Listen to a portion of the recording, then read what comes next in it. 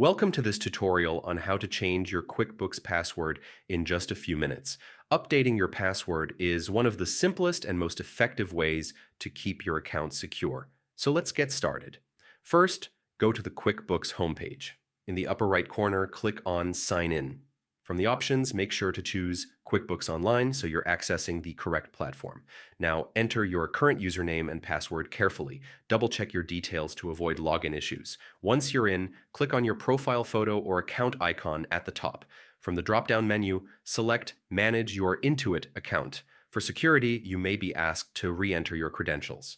Next, navigate to the Sign In and Security tab. This is the dedicated section for updating your login and password settings. Here, enter your current password, followed by your new password. Make sure your new password is strong. Include a mix of letters, numbers, and special characters. If possible, consider using a password manager to store it securely. After confirming your new password, the update is complete. Your QuickBooks account is now protected with your new credentials.